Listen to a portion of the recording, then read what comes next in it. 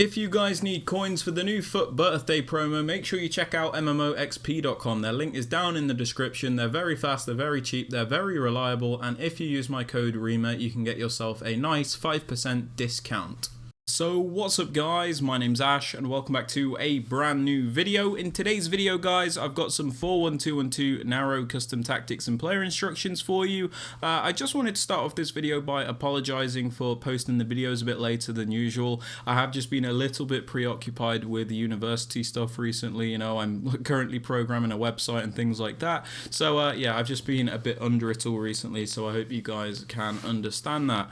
But just before we get into today's video guys, I'd very much appreciate it if you could drop it a thumbs up, as that does help me out with the YouTube search algorithm. Also subscribe to the channel if you are new so you never miss out on any videos like this one, and don't forget to turn on notifications so you are notified when a video is posted. And with all that aside guys, let's get right into today's video. Okay guys, so starting off with the custom tactics. For the defensive style, I like to have this on balance. This is because it gives us the greatest control over our defense, where we're able to press when we need to press and we're able to drop off and be more conservative when we need to be. Now some people prefer to use pressure tactics, which is absolutely fine, but I do suggest getting used to balanced if you can, as it does make you better in your defensive game. Now moving on to the defensive width guys, I like to have this on 40 for this formation. The reason for this is we can primarily stay in a narrow defensive shape, which is super important in the meta of this game because it's important to cover those central areas primarily. By having the width on 40 though, however, we're still able to cover those wide areas and get out to the wings when we need to, so we primarily defend in a narrow shape, but we also have that width when necessary. Now moving on to the depth guys, I like to have this on 65. This is kind of higher than my other formations that I use, but that's mainly because I like to use the 4-1-2-1-2 and I'm being a bit more aggressive. So we have the depth on 65, so the defensive line isn't too deep to the point where we're getting pinned back. We're also able to win the ball higher up the pitch by doing this. I don't have it all the way up to like 72 because I feel like we get through balled a little bit too easily, so I kind of just have this on 65, but I would say anywhere between 55 and 65 is a good depth to use. Now moving on to build up play guys, I do suggest you use balance. This is because it is the most suited for all types of FIFA 23 gameplay you might experience. This can be, you know, fast gameplay, slow gameplay, laggy gameplay. There's so many different types of gameplays you might experience. Balanced is the most suited for all of them. Something like fast build-up is very good when the gameplay is fast, but it very rarely is, which is why I do suggest balanced. Now moving on to chance creation guys, I suggest you use direct passing. This is because it makes your attacking players bunch up against the defensive players, meaning you're able to do those very overpowered isolation plays. It also means your players will make the movements to set up that extra pass for the sweat so you can guarantee goals. This doesn't always happen in other types of chance creation tactics. Now some people don't like direct passing and that's fine, but if you don't, I would suggest something like forward runs because it kind of like forces your attackers further into your opponent's half. The only thing I don't really like about forward runs is that it feels like when you lose the ball you get counter-attacked super easily, but if you're a player of lesser skill you might prefer this to, let's say, direct passing, and that is absolutely fine. Now moving on to the attacking width guys, I like to have this on 45. This is because the 4-1-2-1-2 is obviously a narrow formation, so we do want to keep it that way. So by having the width on 45 we do keep a nice narrow shape, but at the same time it's not too narrow to the point where our players are sat on top of each other.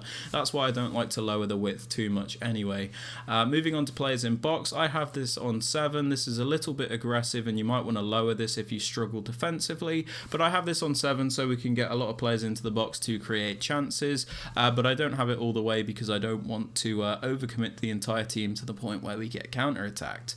As for corners and free kicks, I have these both on 1 because I use a corner kick routine which requires me to have these both on 1. There is a link to that in the top right hand corner of the screen if you want to check it out. Now for the players you want to use guys, in the 2 striker positions I suggest going for a bit of a balance where you have one more creative player on one side and a more clinical finisher on the other. This is so we have like a creative finisher finisher dynamic, and it makes your attacks a bit more unpredictable. If you have 2 finishers, it makes you a little bit one-dimensional and you might struggle to create a lot of chances. And similarly, if you just use 2 creative players, you'll never finish any of the chances. So I suggest going for a bit of a balance between the two, but you can do whatever you want really. Now moving on to the cam guys, I suggest you use a nice technical player. This is somebody with decent skills, decent weak foot, good passing, good shooting, good dribbling. And the reason I suggest this is because you need them to do a bit of everything. They are your main playmaker in this team, so it is important that you do use somebody that is competent, otherwise you might actually struggle to create any sort of chances. So just make sure you use a good cam guys. Now moving on to the left centre mid, we're going to have a more box-to-box style midfielder here. This is somebody that is going to attack and defend and do a bit of everything for us. The perfect work rate for this player is a high work rate, so you can get the maximum contribution in attack and defence. But again, don't worry too much if you can't get the perfect work rates. Just make sure you're going for a nice well-rounded player with good attacking and defensive capabilities. Now moving on to the CDM, we're going to use a more defensive player. This is somebody that is going to stay back primarily, so it's important that they have very good defensive stats. You don't have to worry too much about their attacking stats as they are a CDM. The perfect work rate for this player is a medium-high work rate, so you do get the maximum contribution in defense and they're not too bothered about going forward. But again, don't worry if you can't get that work rate. Now in the right centre mid spot, we're actually going to use an attacking player. This is because he's not going to play as a centre mid in game. This will make sense in the player instructions, but just go for a good attacking player in this position, somebody like a Neymar, an Mbappe, an Alawaren. So just go for a really good attacker here. As for the fullbacks, I kind of like to have a balance between the two, where I have Roberto Carlos, who is a bit more attacking minded, somebody that is able to go forward and really contribute to the attack, and then I have Cafu, who is a bit more defensively sound but lacks a bit in the attacking ability. But again, that's down to preference. As for the centre backs and the goalkeeper, these just need to be as good as you can possibly get them. Now moving on to the player instructions guys, on both the strikers we just have them on stay central. The reason we do this is because we don't want them drifting out wide, otherwise they're not really going to get involved in the attacks. You need them to be in those central areas, so they're always where your strikers should be. We also have them on mixed attack opposed to getting behind, because it makes your team a bit more versatile and you can get more out of these two players. When you have them on getting behind, sometimes they feel very disconnected from the rest of your team and it makes you play a very one-dimensional style. If you really like getting behind, you could have your more like finisher player on getting behind and leave the other one on mixed attack, or if you're really committed to it, you can just put them both on getting behind. But I do suggest mixed attack, as it does make you a bit better in the build-up. As for the cam, we have him on comeback on defense. Now the reason we do this is because it makes the team defend in a 4-4-2. The reason we make it defend in a 4-4-2 is because it is a much better defensive formation than the 4-1-2-1-2 narrow, because you obviously have better width when you are defending and it makes your team a bit tighter defensively. So comeback on defense means Jairzinho in my team will come back to defend as a left mid. So the back four will be the same. Then we'll have Jairzinho left mid, Pogba left centre mid, Jorginho right centre mid and Chiesa right mid. So I hope that clears that up for you guys.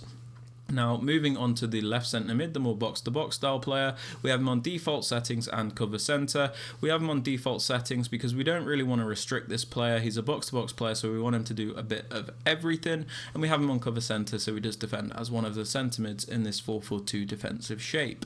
Now moving on to the CDM, we have him on stay back while attacking, cut passing lanes and cover centre. Stay back while attacking is important because we don't want this player flying forward. He's meant to add security to the defence, so he needs to stay there. We have him on cut passing lanes, so he's always there to break up the play and it allows us to kickstart attacks a lot of the time. And we have him on cover centre, so he will defend as the right centre mid in the 4-4-2 shape. Now moving on to the right centre mid, the position where I said you guys should use an actual attacker, we have get forward, get into the box cross and cover wings. So we have this player on get forward because like I said, he's an attacking player, so we do need him to join the attack, otherwise he's a little bit useless. We have him on get into the box across because sometimes if you have them on balanced crossing runs, especially when they're like starting in a centre mid role for example, they'll be very passive when you get to the penalty area and they'll be scared to commit into the box. So if you put them on get into the box across, it means they really are going to get more involved. We also have him on cover wing, so he does defend as a right mid in a 4-4-2. Now for the more attacking fullback I have in my team, I have him on balanced attack and overlap. The reason I do this is because the 4-1-2-1-2 is obviously a narrow formation, so sometimes we need to add extra width and get that wide option to make the team flow a little bit better. So by doing this balance, attack and overlap, it means this left back is going to join the attack and add a wider option with the overlap run type. Now for the more defensive fullback, I have him on stay back while attacking and overlap. The reason I do this is so we always at least have 3 at the back, so we're good defensively. And then let's say I do trigger a run forward with him with L1, he will make the overlapping runs to add extra width instead of coming narrow. So yeah, that is why we do that. If you want to commit both fullbacks to the attack because you're feeling really saucy, that is absolutely fine. You can put them both on balance attack. Similarly, if you struggle a bit defensively, you can put them both on stay back while attacking. That's also fine. But I like to just go for a balance where I have a good attacking team and a good defensive team. As for the centre-backs and the goalkeeper, we do not touch them, we leave them alone. But yeah guys, they're my custom tactics and player instructions for the 4-1-2-1-2 narrow. If you guys have enjoyed or found this useful, I'd very much appreciate it if you could drop it a thumbs up. Subscribe to the channel if you are new so you never miss out on any videos like this one. And don't forget to turn on notifications so you are notified when a video is posted. And with all that aside guys, I hope you have a fantastic rest of your day and I'll catch you all later. Peace.